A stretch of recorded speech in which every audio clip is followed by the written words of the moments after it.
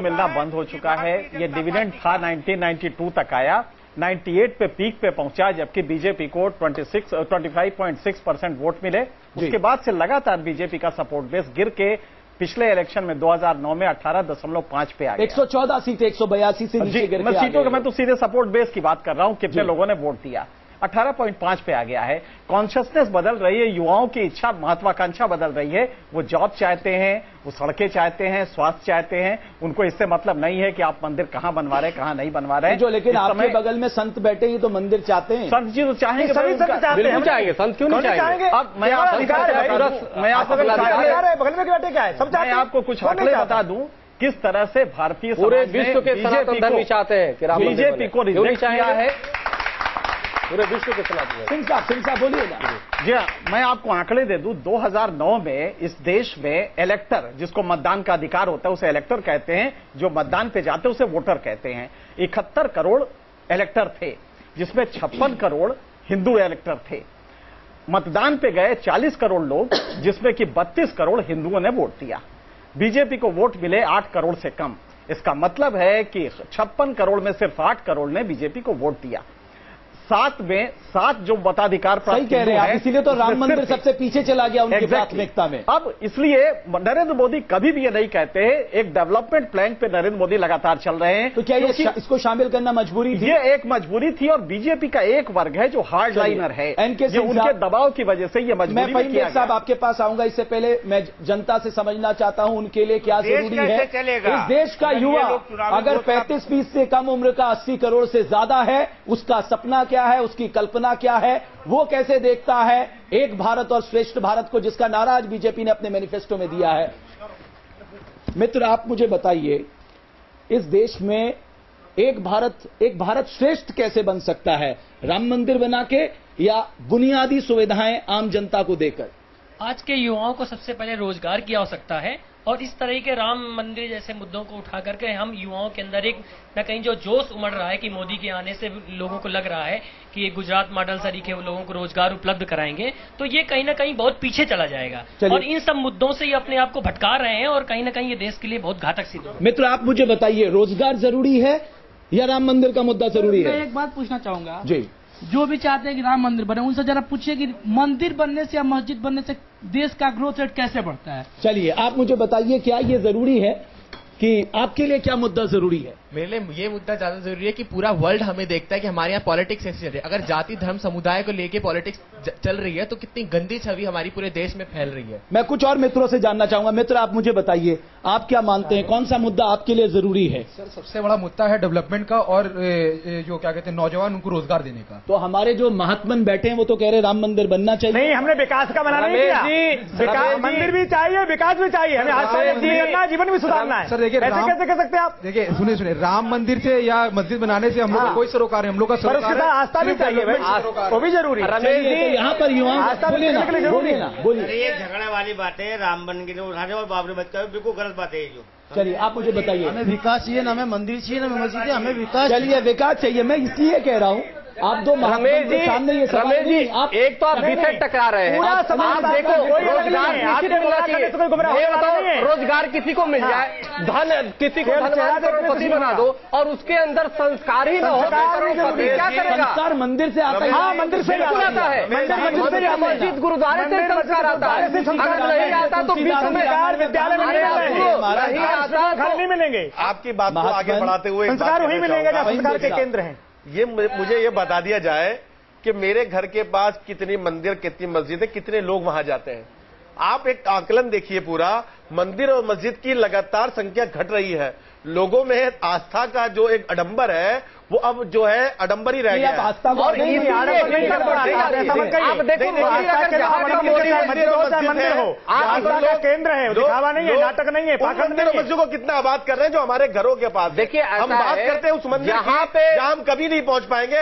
हम बात करते हैं उस मस्जिद की जहां हम कभी नहीं पहुंच पाएंगे, जो मेरे घर के बराबर में है। मैं कितनी बार वहां जा रहा हूं, कितनी बार जाके सजदा कर रहा हूं, जाके पूजा कर रहा हूं। मेरा सवाल सुन लीजिए। मेरा सवाल ये है, वाल्मीकि की रामायण में कहा लिखा साहब मंदिर बनाना मेरा गुणगान करना। पहला तुलसीदास जी ने कहा लिखा साहब मेरा मंदिर बनाना मेरा गुणगान करना, फिर आप लोग क्यों हवा देते हैं? राम कहा कहते हैं कि हमारे मंदिर बनाओ। राम कोई व्यक्ति नहीं है, राम कोई व्यक्ति नहीं है, एक व्यक्तित्व है। और वो व्यक्तित्व जब युवा वर्ग अगर जो रोजगार करेगा तो उसकी आवश्यकता पड़ेगी, तो इसलिए राम मंदिर की आवश्यकता है। राम मंदिर जहाँ पे रहेगा तभी राम याद है।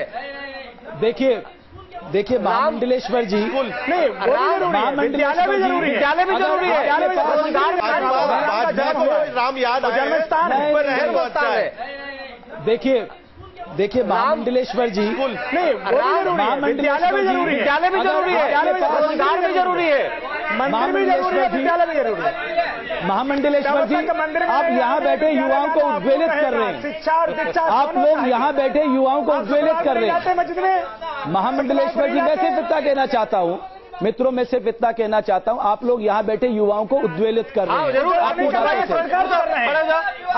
रहे हैं, मैं आऊंगा आपके पास, कर रहे हैं। और प्रश्न पूछा, देखो अगर रास्ता चाहिए तो क्या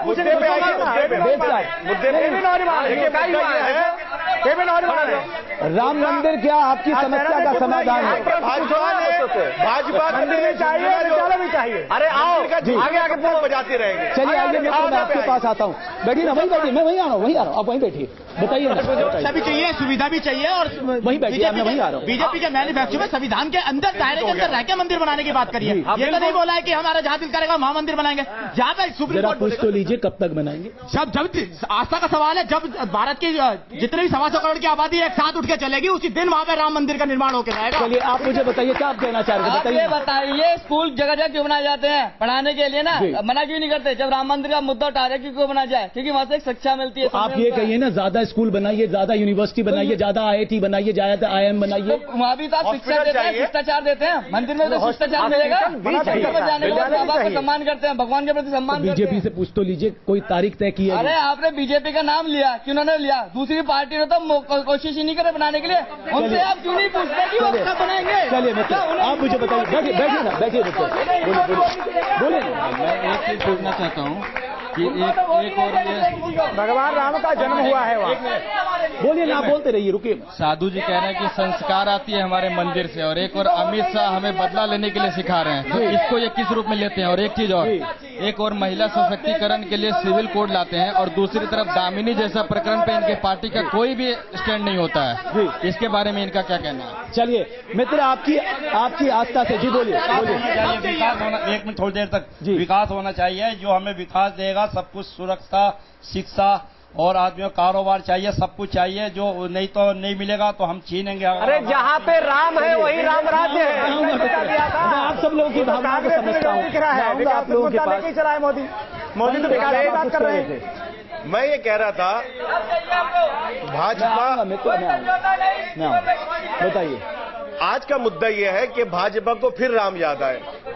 एक बार सत्ता में रहने के बाद राम मंदिर के लिए कोई काम नहीं किया गया, और राम मंदिर का ये झुंझुना कब तक वो बजाकर लोगों को जो है नचाते रहेंगे? मैं ये पूछना चाहता हूँ, देश को स्वस्थ राजनीति से कब वो दर्शन कराएंगे? कांग्रेस, बीजेपी, समाजवादी, BSP, इस सारे साइना एनसी इसका बेहतर जवाब दे सकती है। साइना एनसी जी, कुछ युवाओं का यहाँ पर कहना ये हमारे लिए आस्था का प्रतीक है, लेकिन ये आस्था का प्रतीक कभी आपके पहले पन्ने में जो हुआ करता था, आज आखिर पन्ने में कैसे पहुंच गया?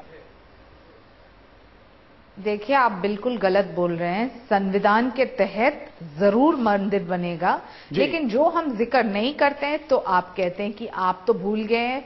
राम मंदिर को जो हम जिक्र करते हैं और प्रगति की बात करते हैं तो आप बोलते हैं कि कहां आपने इनको पोजीशनिंग दिया। हमारा आज मैनिफेस्टो जो है, इसमें इतने बेहतरीन पॉइंट्स है जो आप उजागर कर ही नहीं रहे हैं। यूनिफॉर्म सिविल कोड को आर्टिकल 370 बजाकर नहीं ले सकते। बेरोजगारी का मामला हल करना, ब्लैक मनी को वापस लाना, ये देखना कि किस ढंग से हम बुलेट प्रूफ ट्रेन सॉफ्ट आपसे निवेदन करूंगा, मेरे यहाँ युवा साथी मित्रों, मैं सिर्फ इतना कहना चाहता हूँ आप लोगों को, एक मर्यादित तौर पे उसी शिक्षा और की तो बात कर रहे हैं कि हमें कितनी मर्यादित शिक्षा चाहिए, तो हमें उस मर्यादा का पालन यहां भी करना होगा। इसलिए मैं चाहता हूं वाद विवाद को एक मर्यादित तौर पे हमले में आऊंगा आप लोगों के पास।